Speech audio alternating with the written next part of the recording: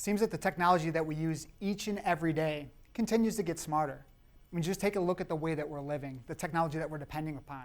We have smart homes, we have smartphones, we have wearables that track our fitness levels, our vitals. We even have smart toothbrushes. But what happens when the technology that we depend upon becomes smarter than us? Look at ChatGPT-4, probably the most well-known and capable model when talking about AI that's available today. GPT-4 scored a 155 on the IQ test. You know where we came in? Between 85 and 115. It also passed a number of AP college exams, flying colors, looking at psychology, statistics, macro and microeconomics. Passed the bar by far, coming in at 5, which is the top score that you can get. Also passed the bar exam in the 90th percentile. So we're talking about a very different form of technology that's extraordinarily capable and that's very powerful. Very different from connected devices that we use to be able to access anywhere from the world, across the world where we may be, and just using it for data. Here's where we are with AI right now. I think it's pretty cute. We can do a lot of things with it.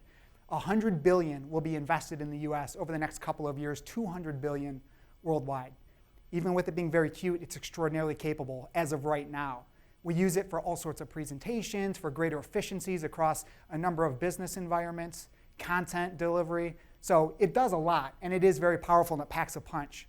But that sweet little innocent AI that you just saw is going to grow up into what you see on the screen right here. Over the next 10 years, $1.5 trillion will be invested just in the US alone in artificial intelligence. So what we're going to have is something that's much stronger, much more capable, and much more possible to carry out all sorts of chaos, good and bad. There's going to be a lot of disruption. So as I talk about this today, I want you to think about, how am I viewing AI? Do I have an open mind about it? Am I learning what I can? Or do I fear it? Is it something that I'm resisting? I want you to think about the different use cases and some of the things that I'm going to talk through today. What do you think about when we talk about AI? Do you get fear? Do you think about job displacement? These are some pretty scary numbers when you look at what the headlines are telling us. You look at some of the biggest recessions that we've had in the US. We have the Great Recession that took place back in 2008, 2009.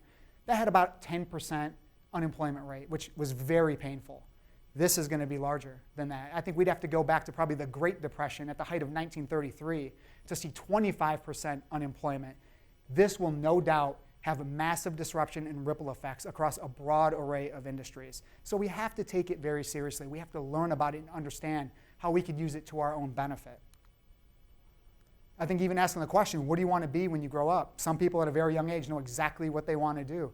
Others, it takes a little bit longer to figure out. But either way, the job market is going to be very different for the people that are in elementary school, for the babies that we're having all over the US, all over the world right now. A doctor, a lawyer, it's going to look very different when they're at the age to be able to move into that profession compared to where we are today. So why is it that AI has been dominating the headlines over the last couple of years? And really, it's the transformer architecture. You look at why it's received so much attention. AI is not anything new. It's been worked on for quite a long time. But if you look at the 2017 white paper that was published by 8 different Google researchers, they introduced the transformer architecture to the world. And it had a brand new way of processing data, scaling data, the way that it would look at inputs, and then the way it would be able to work with large language models, which is just basically a broad array of information. It transformed its ability to scale and grow. This is why you're hearing about ChatGPT as well as all the different AI that you're seeing in the headlines. It's because of this model right here. We've come a long way since the supercomputers of the 1960s. These computers were very low in terms of their overall computing power, 10,000 pounds, and required massive cooling systems just to keep them fully operational.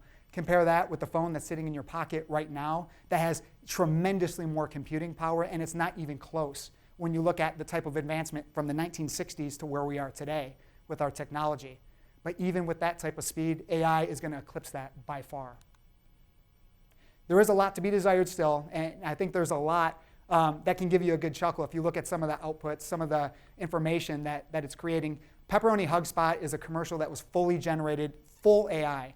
It was AI that wrote the script. It was AI that created the different photos. It was AI that put the voices together. And it was all brought together in a pretty hilarious looking video. So if you haven't had a chance to take a look at it, I encourage you to do it.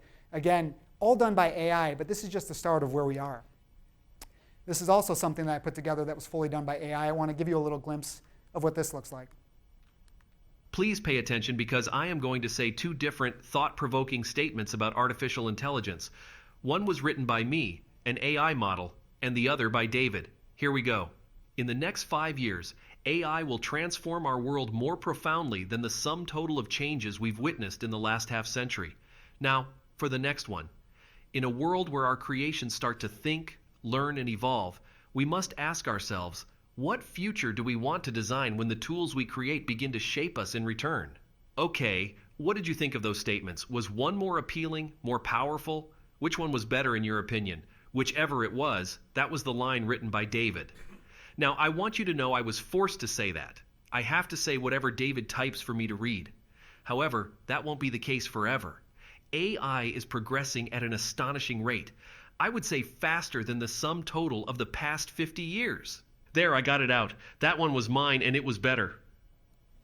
All right, that's a look at a free program that's available to anybody who wants to take advantage of it. That video took me 2 minutes to put together. I picked the avatar, I picked the voice that I wanted, I wrote the script, and the video was produced in a minute. So that is very strong, and it's come a long way if you look at some of the earlier AI renderings that are available. Again, that's a free version. Had I paid or upgraded to a different version, it would be much more lifelike. So these are the tools that are available for free. And again, you can't be involved in the AI space without having constant changes and new news breaking every day. Meta just announced their brand new AI glasses. This is going to take AI with you on the go. And it's multimodal, meaning it can take a look at pictures, it can understand voice, and it can produce text. Imagine walking around, and this isn't even imagination at this point. This is reality. Having a pair of glasses on, and you look at a building and say, what exactly am I looking at? And it gives you a full response to the history of the building and the architecture that you're looking at. In real time, taking a look at a sign that's in a different language, asking it to translate it to you, to your native language, can take care of that instantly.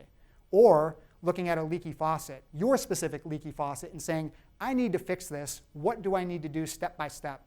And it giving you that guidance step by step in how to fix the leaky faucet. This is the technology that's not in the future. I mean, it's here now. So you have to understand how things are evolving and what type of tools are available. This is some of the use cases right now as well when you look across a variety of industries where artificial intelligence is playing a role. You look at the Florida prison system, able to analyze 50 million minutes from 80,000 prisoners across the state, looking for keywords or any type of nefarious conversations that are taking place. That's something you can never hire enough people to be able to do. But an AI program, it will take care of that, and it never sleeps. You don't have to pay it benefits. It will never call in sick. You look at traffic monitoring, looking for where there are bottlenecks or accidents, being able to analyze that data, make redirections. AI is playing a large role there as well. Of course, we talk about school shootings or shootings at places of worship.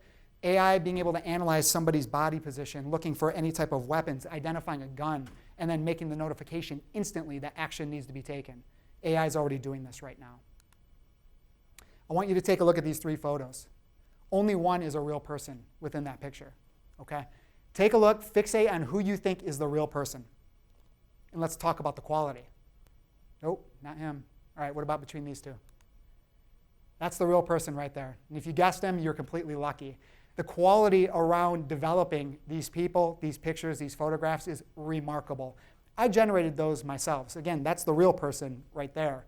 The other 2, I created prompts. I wrote what I wanted them to look like, their hair color, their skin, the type of background, the setting that they're in.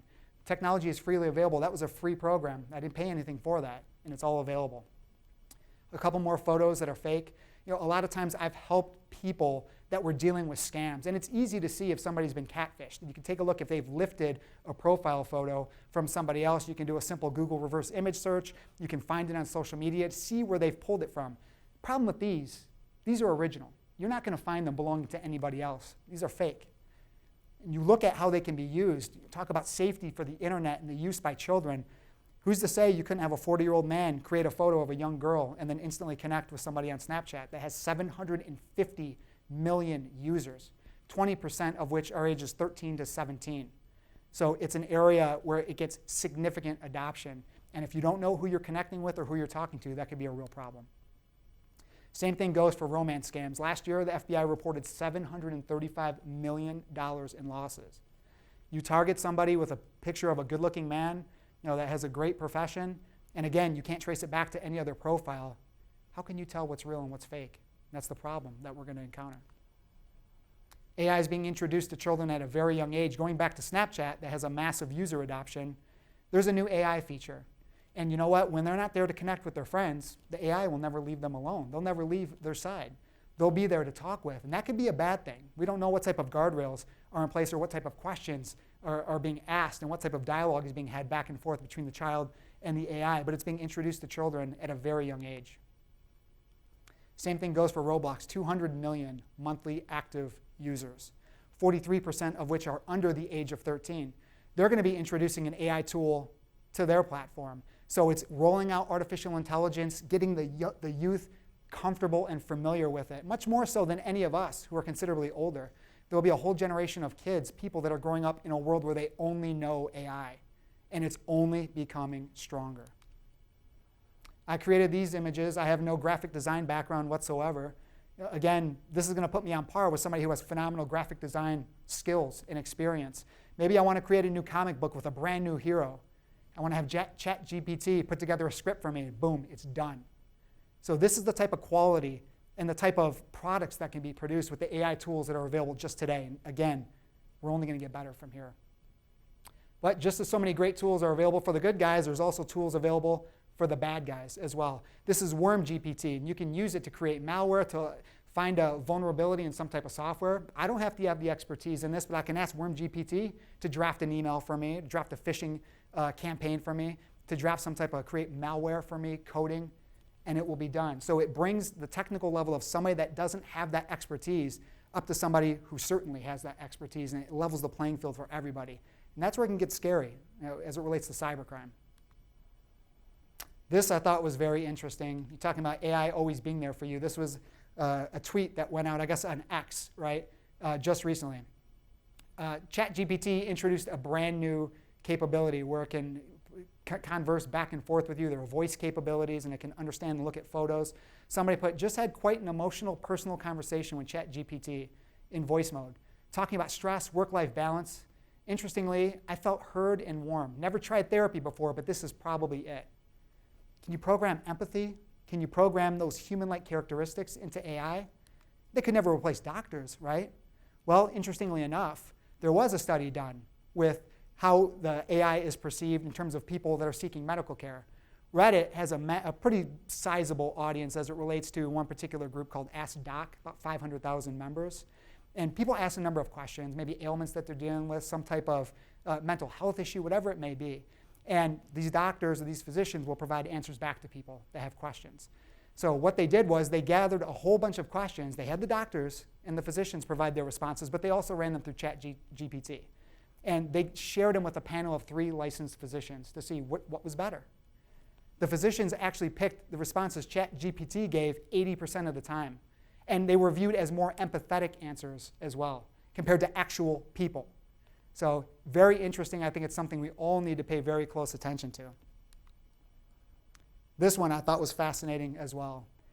In this particular case, they put somebody in an MRI machine, and they showed them a number of pictures. And when they looked at those pictures, they analyzed where the brain was lighting up, what type of activity there was. They then used AI to only look at where the brain was being stimulated. And these are the pictures on the top row that the individuals looked at. And without the picture being revealed to the artificial intelligence, but just looking at the brain scans, the pictures below are what artificial intelligence presented. So this moves into a whole new territory. You're talking about mind reading. This is being done now. We're not talking about something 10 years from now or 20 years from now into the future. This makes me think of Minority Report with Tom Cruise, predictive policing, thinking about what thoughts do you have in your mind that could possibly be problematic. So again, we're going to look at new privacy laws as it relates to this. I don't think we've had to contemplate somebody intruding into your mind or your innermost thoughts. These are things we now need to think about with emerging new technology like AI. Can't have an AI talk without talking about what's going on within the hardware space. Here's a look at where we are in terms of robotics and capabilities. They're far behind where we are with the software development and the programs in artificial intelligence, but they will catch up at some point. This is the flagship for Boston Dynamics. His name is Atlas, showing off the skills that he has to go over a variety of terrain. Maybe the one on the right is able to help on the job site. The person left a toolbox behind that he's going to go get for somebody. You know, we talk about what type of industries are AI proof. And I really don't think there are any industries that are AI proof. We're just looking at a time horizon. When will your particular industry be impacted? You can see it has incredible skill, incredible balance. It's able to move about. It's able to show off some great parkour skills. And again, this is just where we are now. They've come a long way from where it was previously, but it's only going to get better from here. These types of bots could be used in search and rescue missions, probably even military, I'm sure would be very interested. Here's another flagship product from Boston Dynamics called Spot. These type of robotics are already being used for security related, being able to go around the perimeter of a building. I could see it being used for IED detection, just hazardous jobs that you wouldn't want to put a person in. And who doesn't like to see a robot dog with a flamethrower as well? You could see how the application could be applied to a variety of military-related tasks. And again, from military or surveillance, we can move into the kitchen. These types of robots are able to cook and prepare food in the background. There is already a fully autonomous McDonald's in Texas that doesn't employ any human workers. It's able to cook, it's able to take the order and provide it through the drive-thru as customers come through. Even the restroom. This bot is able to go through and sanitize and clean, whether it's the sinks, if it's the floor, or if it's the toilet. Again, not jobs that people are particularly excited about holding, but they're jobs that the robots won't mind doing whatsoever, and they'll be very capable as their sensors continue to become more improved. And just look at what's going on within the autonomous driving space. Here's another. This is a Tesla bot right here. This was made by Elon Musk's group, Tesla. So you can see the dexterity, where that could play into a critical role for the service industry, picking up boxes, maybe waiting on people, just showing the flexibility and the stability that it has. This one, Amica, is another interesting one, showing off some of the emotion. Some people get creeped out when it has human-like characteristics, the human face that you see. Others prefer it to not demonstrate that whatsoever. She's plugged into ChatGPT, and you can hold a conversation with her, ask a number of questions. I shouldn't even say her, as a matter of fact. It's it. So the question remains, how will you respond? As you sit at the edge of the beach, with your heel maybe back in the sand, your foot in the water, and you're looking off into the ocean with this massive tsunami coming at you, are you going to be filled with fear, uncertainty, doubt, or disbelief, and wait for that wave to overtake you, to capsize you, and to pull you under? Or will you go a different path?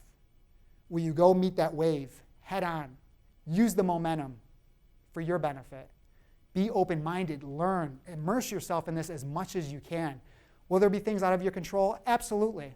The governments, large companies, they're going to use AI the way that they want to. But things that are within your grasp, reach out, figure out how to 10x your capabilities, how to improve what you're doing on a daily basis. What type of value can you offer your employer? Or maybe you're going into business for yourself. But you have to make the decision. It's not too late, but the time is now. It's up for you to decide. Thank you.